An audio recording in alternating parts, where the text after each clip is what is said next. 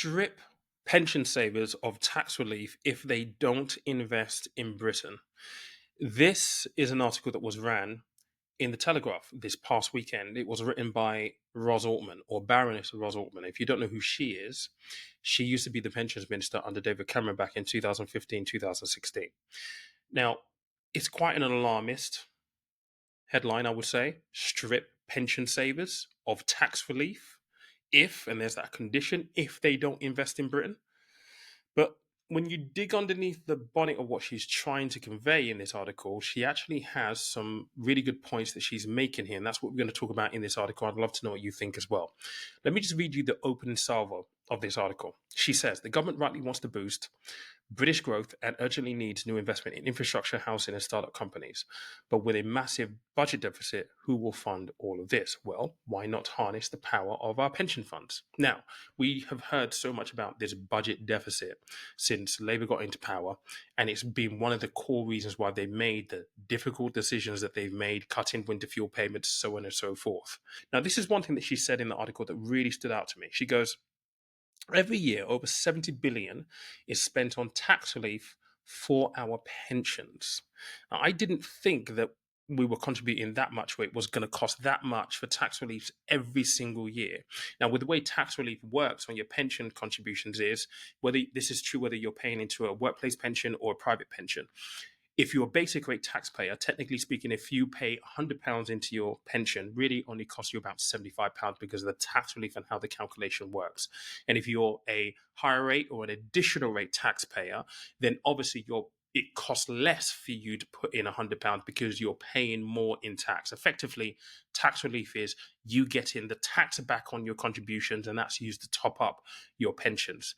But it says here that £70 billion is far more than we spend, for example, on police. Apparently, we only spend £19 billion a year on police. I say only, like 19 billion quid is not a lot, but in comparison to what we pay on pension tax reliefs, it's small.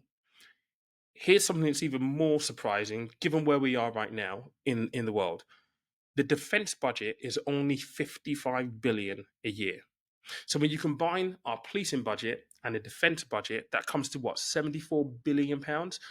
Our tax relief bill is on par with that. Now, she goes on to say pension investments are supposed to buy assets that provide good long-term returns, which is absolutely true. And as someone who's worked for an investment house where we had pension funds, and I've been a financial advisor myself, typically when you think about how pensions are always invested on a global basis with a global strategy.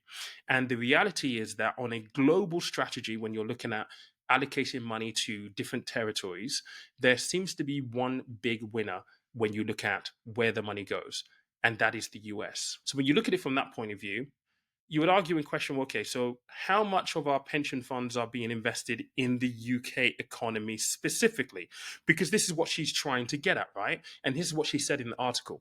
I propose that at least 25% of each pension contribution should be invested in UK markets as a quid pro quo for receiving the tax relief. Currently, there are no requirements for a penny to be put into British assets.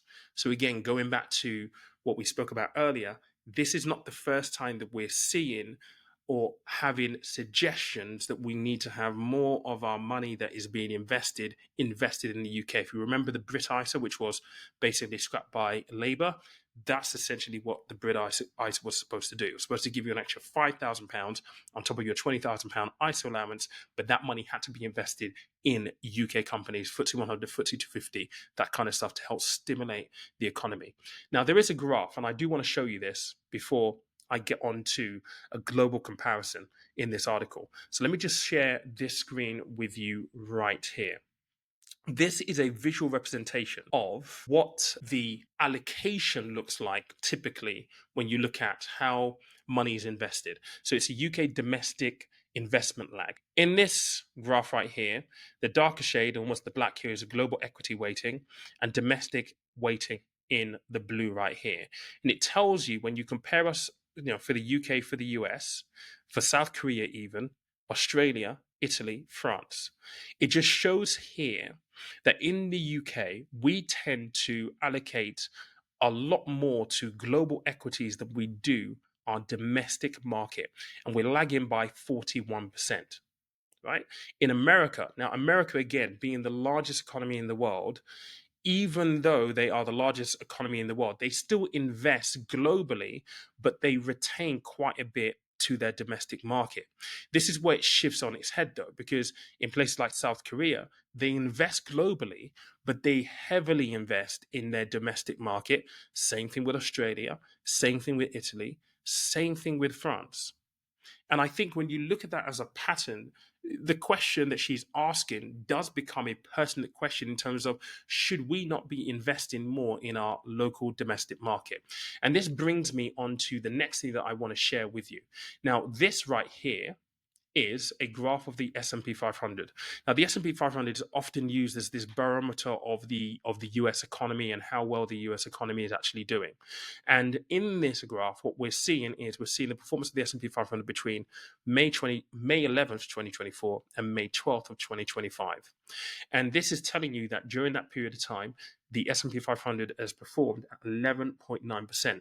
This is despite this massive drop right here, because it's recovered pretty much and wiped out that loss through Trump, tariff fears. And I think this in itself is worthwhile highlighting, because for everyone who was panicking about the S&P 500, you know, during that spat where we saw, the markets drop dramatically, we're still, if you're looking this year to date from March 11th to literally yesterday, because we don't have the numbers in for today just yet, Tuesday, 11.9% is a positive return.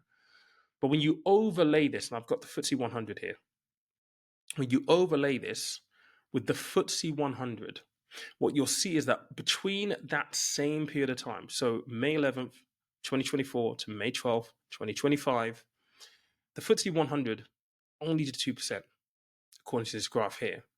And this kind of begs the question, and a very important question that needs to go into this consideration is, if there is a mandate to invest, say, 25% of our pension funds in the UK economy, how much of an impact is that going to have on the performance of those pension funds, considering that you're investing your pension funds for the best possible return to increase the size of your pot so that you have as much money as possible to derive an income from in the future? This is the difficult bit that they'll have to consider and navigate and debate if the government listens to Ros Altman's recommendation here around mandating that a certain percentage of your pension funds needs to be invested in the British economy. Now, will it help? Yes, obviously, because the money being injected into the UK economy. She talks about the fact that in this article that the UK has for a long time been undervalued. We speak about this all the time. There seems to be a lot of value in the UK economy right now. Whether you're looking at the FTSE 100, the FTSE 250 or not, a lot of these companies are undervalued. And simply by investment logic, you would buy undervalued stocks right now. But unfortunately, because of where we are as a nation, as an economy, people don't feel as though there's confidence in the ability of these companies to provide the kind of returns that we're seeing in the S&P 500, the US, generally speaking. And if you're investing purely for the best returns, long-term gains, the best that you can get, there has to be some persuading being done, some incentive being given in order, I suppose, for the fund managers who manage all these pension funds to mandate that a percentage, or follow a mandate to say that we have to invest 25% of this pension fund in the UK. Whilst I think that the argument that Ros Altman has merit here, and I think it absolutely does, I just feel as though when you look at traditional logic and you look at what people want from their pension funds, and especially given the fact that we're already not saving enough in our pensions as a nation, we know that there is a huge contribution gap.